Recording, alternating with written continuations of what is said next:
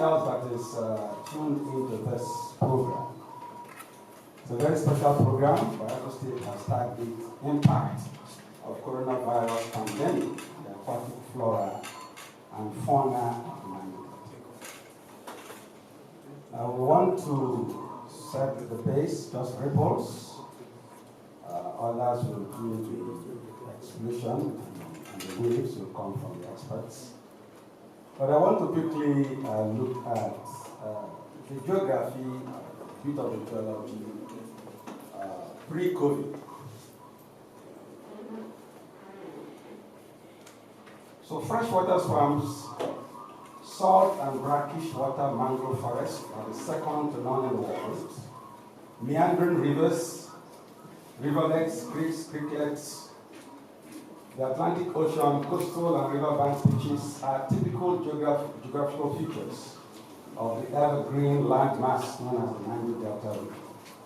It is the largest delta in Africa, covering about 70,000 square kilometers, out of which 20,000 square kilometers are actually delta, or is actually delta. As described above, marine and freshwater are the two ecosystems that make up the aquatic environment of the Niger Delta, which houses a broad range of aquatic flora and fauna. These two ecosystems sustain the Niger Delta people for millennia before the black gold crude oil was ever found or struck at the Twaba in the Webury oil field of present-day Bayelsa State on the 15th day of January 1956. Since then, the aquatic environment, the aquatic flora and fauna has been under a sustained siege by international oil corporations, exploiting oil and gas in the region that are more or less unregulated. The substrata of this region is geologically speaking neatly laced with oil and gas, in proportions so humongous that it is indeed impossible to give any fair estimate of its true measure in any of the Niger Delta languages. In a zone, for instance, we could say Pulo Akese or Pulo Endermende. It just gives an idea. It is from these huge reserves that an average of 2 million barrels have been siphoned daily for about 60 odd years. That said, at a killer rate of over 300 spillages per annum, we have had about 18,000 spillages spilling approximately 100 million barrels of crude petroleum, not into the void or abyss, but into the Niger Delta marine and freshwater ecosystems, poisoning the aquatic flora and fauna for over 6 decades without ceasing. So this volume of poison is right there in the aquatic environment, with only negligible cleanup so far.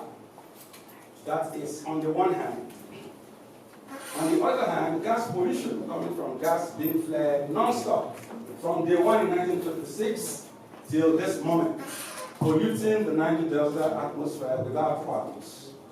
A whooping 800 million standard cubic feet of gas is flared every given day from about 144 gas flare points across the Niger Delta, amounting to well over 20 trillion standard cubic feet of gas in the 6 decades.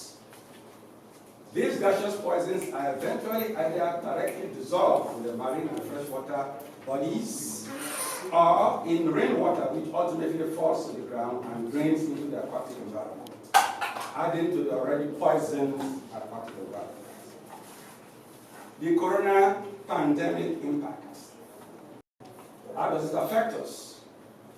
This coronavirus pandemic came and sent all and sundry everywhere in the world on compulsory holiday.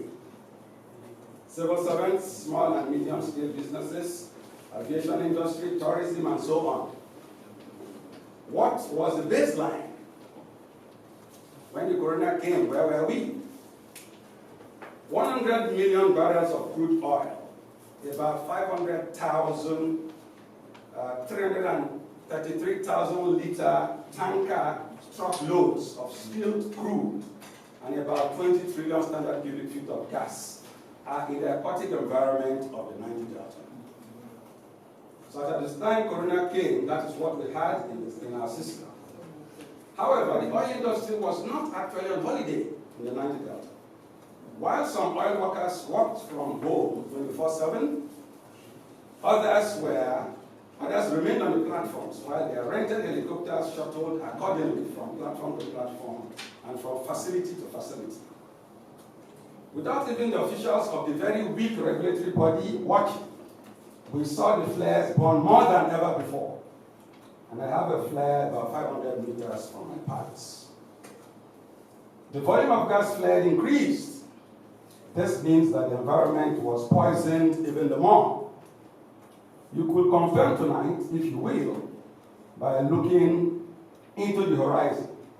The oil industry here did not feel the impact of the first holiday, and neither did the aquatic flora and fauna of the Niger Delta. It was double tragedy for us in the Niger Delta, corona coming from the road, gas pollution from the air, and oil pollution from the water, rivers, creeks, and the sea. Deadly oil spillages numbering about a dozen occurred in Bayelsa State alone in the last 3 months, and they were all due to equipment failure. From use of cheap, already dead, refurbished pipes and valves and gaskets and so on. They could not even stand alone for a few weeks. Coronavirus has exposed the ineptitude of the IOCs. The effect of all these on the Niger Delta aquatic flora and fauna are that rather than heal during this period, they were killed like never before. The baseline situation is similar to cutting off the appendages of a prisoner, cut his legs and arms, and then open the prison doors and say, run away. How does he run without legs? At best, like a barrel of crude oil. He could barrel roll and won't go far. That is where we are. That is why we are here today. There is already too much poison out there in the aquatic environment that without cleaning up, even if the holiday lasts for a century, there will be no worthwhile healing.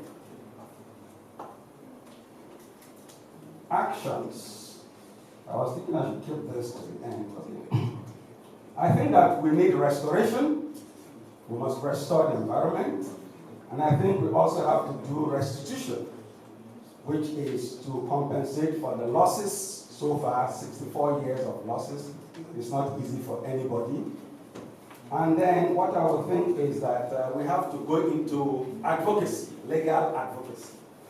Another thing we could do for our aquatic flora and fauna to become fit for purpose again is for our legal luminaries, scientists, estate surveyors and valuers from the Niger Delta to wake up from the prolonged hypnotic slumber, huddle up, get the support of their state governments and other key stakeholders in oil-producing communities and kingdoms, and launch legal battles at all levels, from the state courts to federal courts and international courts.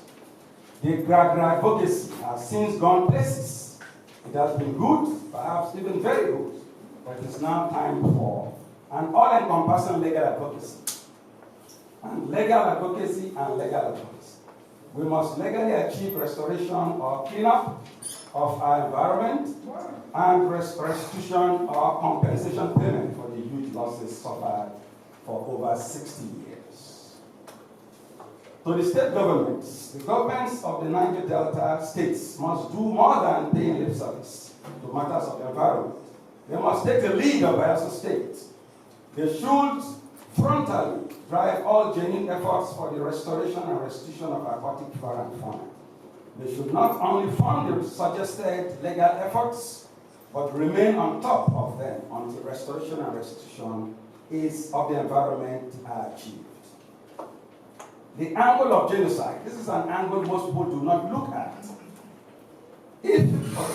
But what happens at long last? If the aquatic flora and fauna is completely decimated, if it is destroyed, if the fishes all die and the plants all die, ultimately you and I will also die. It's not because we're supposed to live forever as individuals, But our communities, our people should not go into extinction. And what is going on so far for the last 64 years has been a deliberate, slow, sure genocide to the Niger Delta people, which I think that we have to face squarely. And the whole world should know, if the Niger Delta goes down, as it is going down, the rest of Nigeria will follow, and the world will follow. This, our environment, has sustained the entire world, and the world must know that it is time for us to have it the way it should be. So clean up and restore the environment and restitute the people. And I believe that nature will take its course, then and only then. Thank you very much for your audience and for your participation. A great event.